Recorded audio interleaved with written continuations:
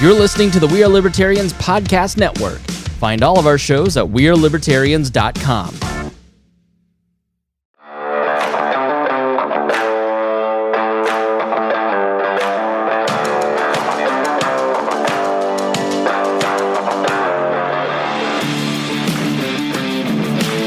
Prepare yourself. You're on the run with Remso W. Martinez. You know what I genuinely love about Thanksgiving? It's the fact that everyone gets together, whether you really like them or not sometimes. I don't know your whole family situation, but everyone gets together. You have this giant meal. You give thanks to the Lord Almighty. You eat and watch Creed 2. If you're my family, you watch Creed 2. Creed 2 is officially a Thanksgiving movie. And you just play some video games and maybe watch a parade or something, and you drink and you just hang out. And no one has to give anyone anything. No one is expecting anything. Yeah. It's weird if you think about it. How many holidays require you having to go out and budget a whole bunch of gifts for people? Whether you really want to give them something big or not, you feel obligated to sometimes because you think the other person's going to go ahead and give you something big. And sometimes it's some new socks, which if anyone in my family is listening, I've got a lot of socks with holes in them, so jot that down for Christmas this year. But, man, I love Thanksgiving. I don't know why. I like it more than Christmas. Now, Christmas is more important than Thanksgiving, especially if you're a Christian, but Thanksgiving is the one time where you're just supposed to put your life in a moment of reflection. It's when you give thanks. I don't think I certainly do that enough in my life. Maybe you do or don't in yours. But we had to have a day to give thanks. Now think of the Pilgrims. Look at all the crazy stuff they had to go through. They certainly wanted to give thanks. And it was such an amazing story that we decided to adopt it as an American holiday. Regardless of your race, regardless of your religion, regardless as to whether you were born here or you were an immigrant, regardless as to whether you're East Coast, West Coast, Midwest, North, South, whatever. This is a uniquely American holiday. And I think that's something really beautiful. That you don't have to be born into it. You don't have to be converted to take part in it. If you're an American, it's yours. If you love the spirit of America, it's yours. The past two Thanksgivings for me have been, they've been during very crazy times during my life. Never forget my first Thanksgiving when I was at the Washington Times. It was right around the Trump impeachment, and I was working like a dog. I mean, it was just come in early, stay late, constant breaking news. I don't know if they did this at every news. Sorry, I still have that cough. I got choked out tonight, like over and over and over again at jiu-jitsu. So everyone keeps thinking that I've had like this lingering, like walking pneumonia cough or an allergies cough. No, it's a jiu-jitsu cough. But anyway, I don't know if every newsroom used to do this, but we had to have a ton of people on Thanksgiving in the newsroom. So what our editor-in-chief did was he actually went ahead and ordered a Boston Market Thanksgiving. And I almost had to spend Thanksgiving in the newsroom. Luckily, social media guy, I wasn't needed necessarily that much because a lot of stuff was pre-scheduled and how much breaking news is really going to happen on Thanksgiving. Nobody wants to be around each other. Nothing crazy has ever really broken on Thanksgiving that I can think of. But they had a whole bunch of editors and a whole bunch of reporters and the whole gambit. And they were there for Thanksgiving. And what was nice about that was they had a whole bunch of leftovers, so I had free lunch for like a week. But I used to think that was one of the weirdest times. Not necessarily taking part in it. I certainly wasn't going out and trying to gather news on it, but just having to process all the information. It was just Trump, Trump, Trump, Trump, Trump, Trump, Trump, Trump, Trump, and Adam Schiff, and backstabbing Justin Masha, and no, and abstain, Tulsi, Gabber. It was just, think of the same thing. It's like Gitmo torture. You go ahead and stick something in someone's head enough times, and they're going to go absolutely freaking insane. And that's what that was like. And, going into Christmas, I was also just, I was just lucky to be working. That was really the first big boy full-time job I had. I had a bunch of jobs before that, a lot of part-time jobs too. But I was just happy to be working, even if it meant that I had to work a lot around Thanksgiving, a little bit on Thanksgiving. But, I thought, oh, wow, this is going to be the most stressful Thanksgiving ever. Nothing like this will ever happen again. And then a year later, I'm still working on Thanksgiving. I just want to preface, I've worked every Labor Day. I've never had a Labor Day off. I also think it's funny that I have not had a Veterans Day off in 5 years, but all my friends who are government contractors and stuff who never served in the military get Veterans Day off. I had a friend, he flew out to Milwaukee to hang out with me and drink a bit, and he was like, oh, man, you don't get Veterans Day off? I'm like, no. And he's like, well, I got Veterans Day off, and I'm like, fuck you. I like working anyway. I'd rather make money. Yeah, so, I was working again last year, and this is when I was at Parlor. And at that point, that's when I basically knew, this job is gonna end soon. I can't legally get into details because I don't want to get sued. But 2 weeks after that, I made a deal with my boss to leave, and I was given a month's severance. And I thought that was kind of BS. But all my lawyers were like, "This will drag out. Just ask for money to leave because you're good at your job and they can't get rid of you, and you're calling out their BS on the inside. So just say that you'll leave if they pay you." And I got dwindled down to a month's pay, and all of that went to pay taxes anyway. But at that point, I was at a point where I was achieving the highest level of success in my life. You might not believe this. You might not. You might call me a bullshitter. But I was probably one of the top people in social media. Within the social media expert professional space, I was one of the most important people in social media. I had such a giant climb from the Washington Times, being their social media coordinator, to being the director of outreach at Parlor, tripling my annual salary in less than a year, doing crazy things, celebrities, politicians, all coming to me asking for favors when I was there.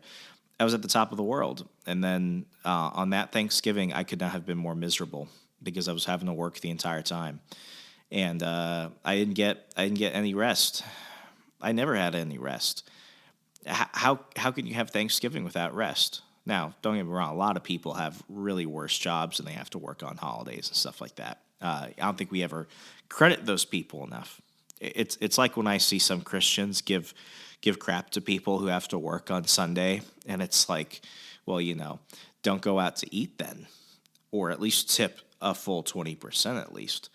But I could not have been more miserable. I could not have been more blessed and more miserable at the same time, because this also came after the election and everything else. This was during COVID. It was just it didn't feel the same. And maybe you had the same feeling with your family, with your own experience last year.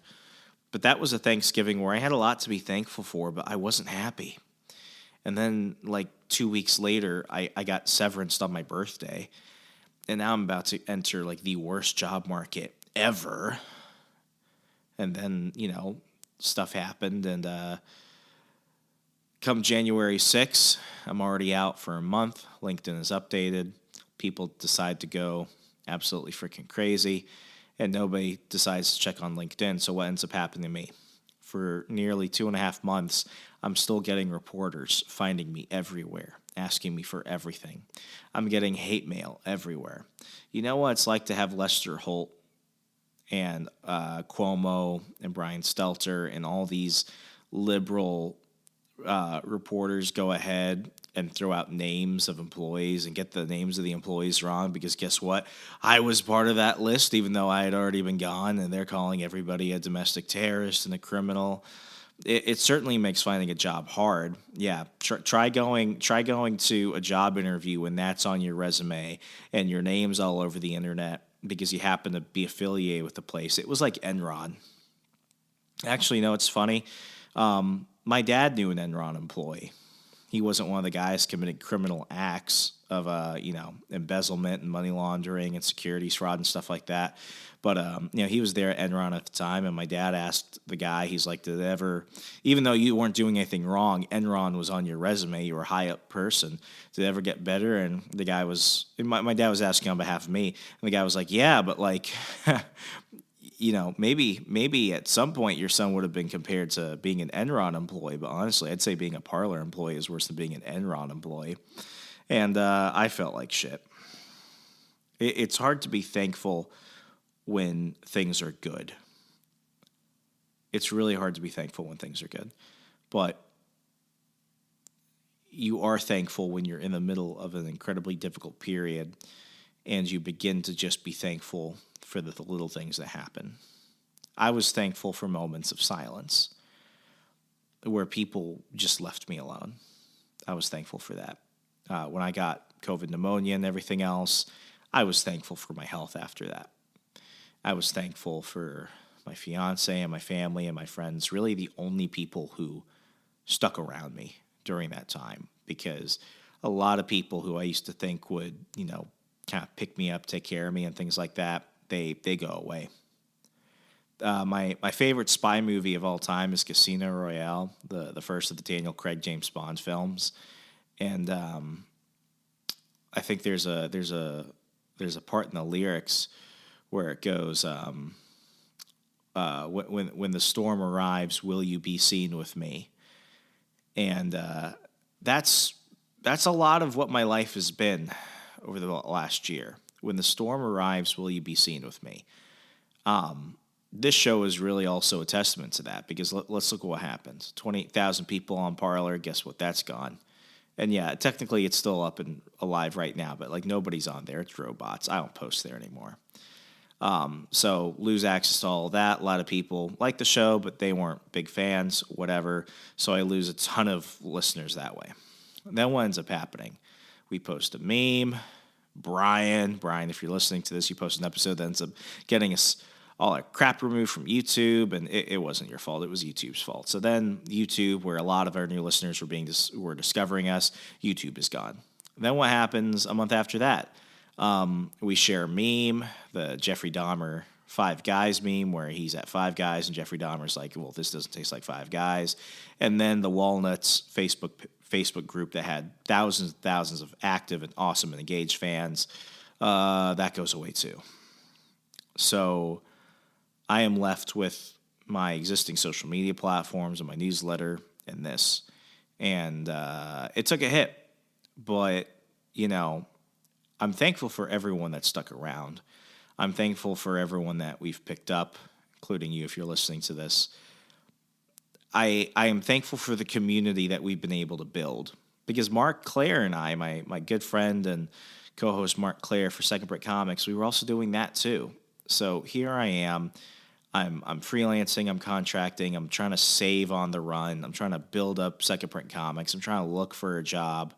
I remember I took a road trip. I was just like, you know what, screw it. I've got the money, I got the time. I'm going to go take a road trip. And I went to go see a good friend of mine. I call him a redneck millionaire because he got out of the Army, and he created a product that basically prevents semi-trucks from setting on fire if they roll over or an engine blows up or something. And he became a millionaire from that. And this guy, you want to talk about thankful. This guy was dirt broke when he got out. And his girlfriend left him. His parents were disappointed in him. He spent all his money, took out debt to build this contraption, sold it to one of the leading trucking companies in America, and became a millionaire. And the first thing he did was he hid his money.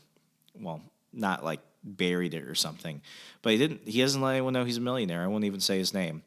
He lives in literally, and this is funny for all the military guys, he lives in a shack down by the river in the farthest, southest part of North Carolina. I mean, you have to, it's such an obscure part of North Carolina. You have to drive through the North Carolina-South Carolina border, take a road from South Carolina back around into North Carolina.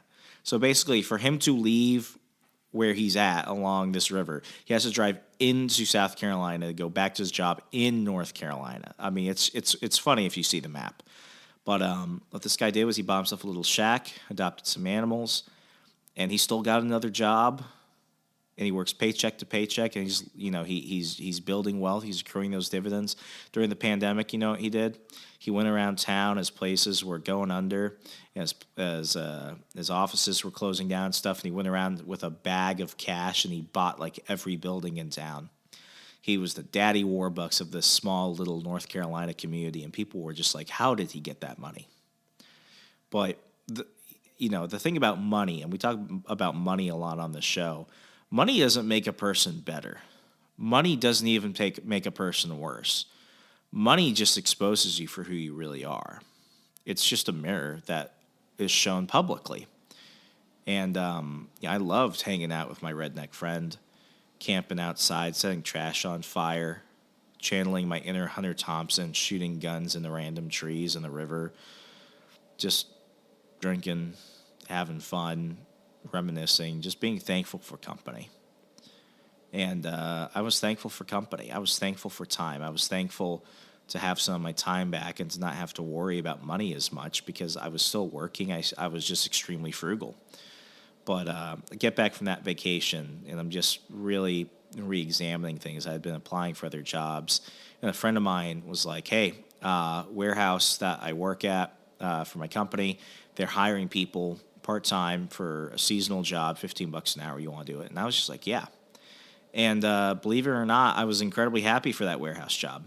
It was an easy job. It was good, honest work where people didn't ask questions.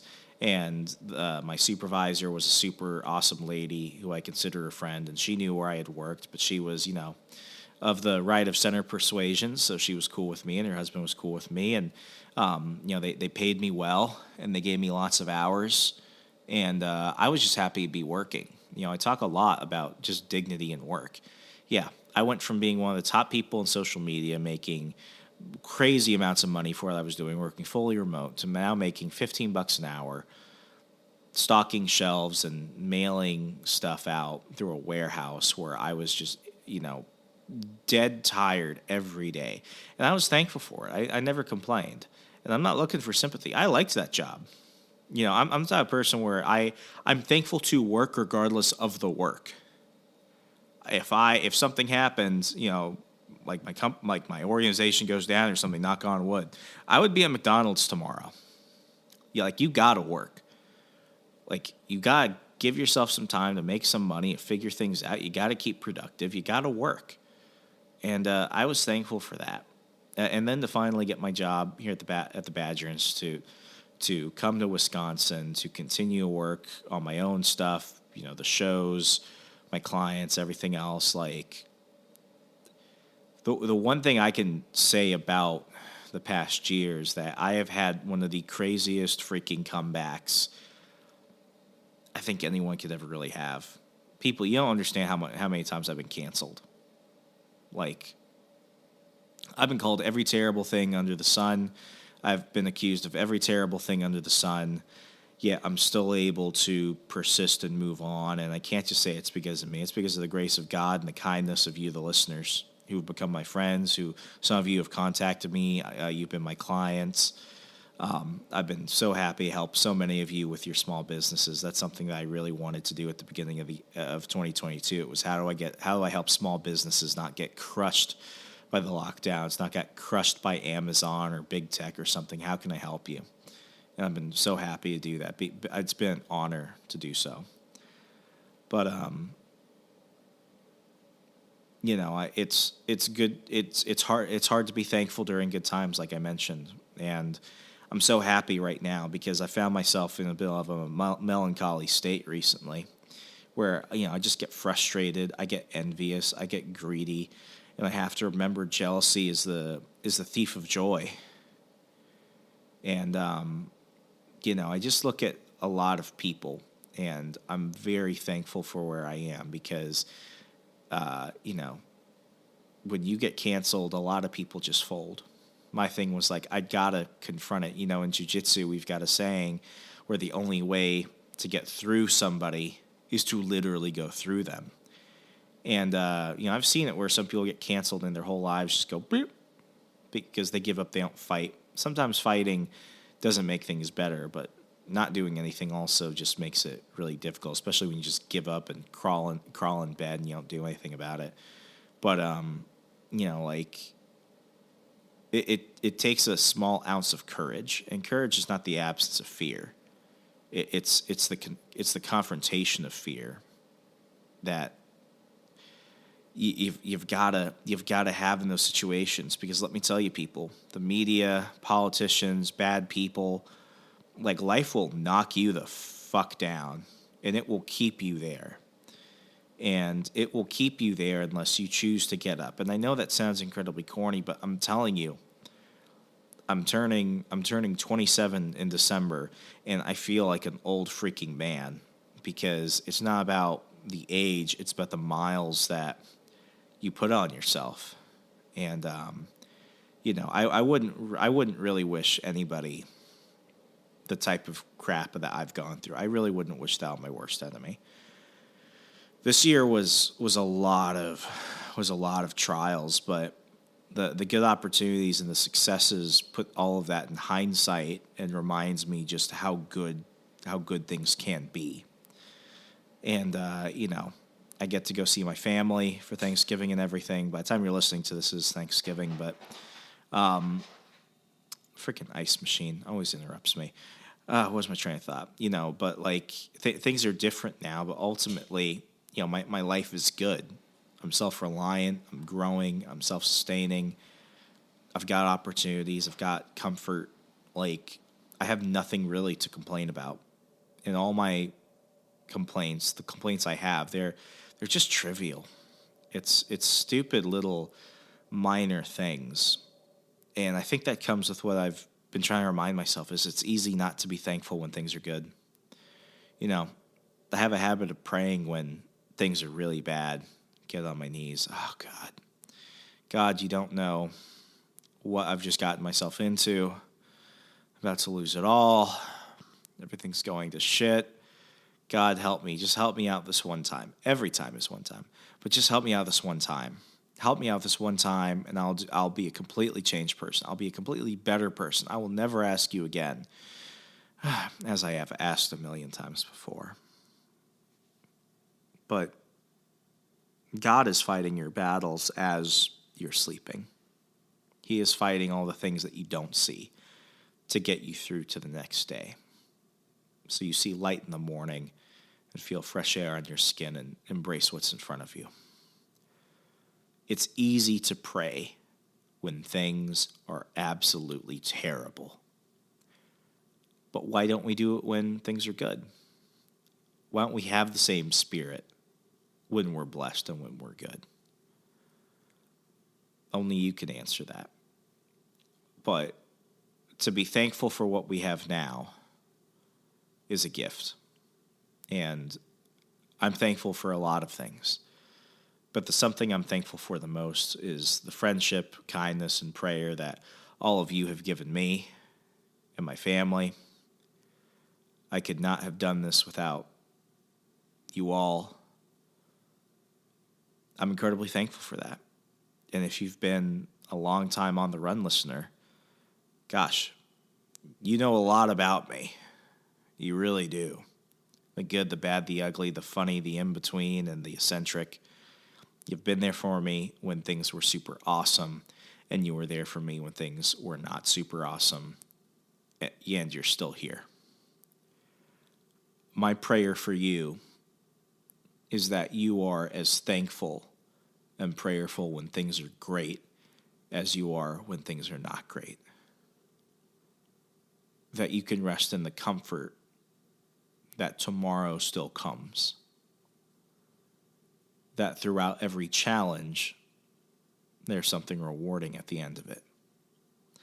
I know this is a shorter episode, but turn off the phone, log out of social media, and go spend time with people you love.